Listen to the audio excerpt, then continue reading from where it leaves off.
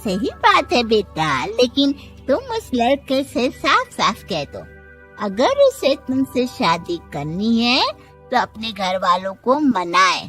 अगर नहीं मना सकता तो तुम दोनों अपनी गृहस्थी अलग से कहीं सेट कर लो।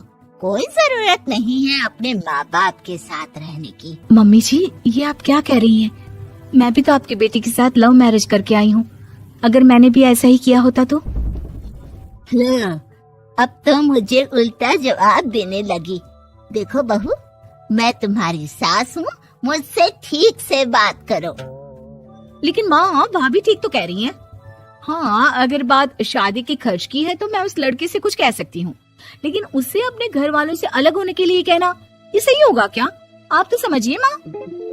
और वैसे भी मम्मी जी, मैंने कुछ महीने पहले जॉब करना शुरू कर दिया था और अपनी पूरी सैलरी बचा कर रखी है। आप चिंता मत कीजिए, मैं दीपाली की शादी में कोई कमी नहीं होने दूंगी। तुम अपनी सारी तनख्वाह मुझे मेरी बेटी की शादी का खर्च करने के लिए दे दोगी? हाँ माँ, मैंने भाभी को पहले ही सब कुछ बता दिया था और वो इस बारे में सब कुछ जानती थी, इसीलिए उन्होंने पहले ही नौकरी करनी शुरू कर दी ताकि मेरी शादी धूमधाम से हो सके। तभी सरला जी का बेटा वहाँ पर आता है। देखा माँ, जैसा हम हर समय समझते हैं वैसा होता नहीं है। आपको लव मैरिज करने वाली बहू से नफरत थी ना, लेकिन अपनी ही बेटी की लव मैरिज पर आपको कोई एतराज नहीं था। ये तो गलत बात है ना? हाँ बेटा, सही कह रहे हो तुम। बहू, मुझे माफ कर दो, मैंने तुम्हारे बारे में गलत सोचा।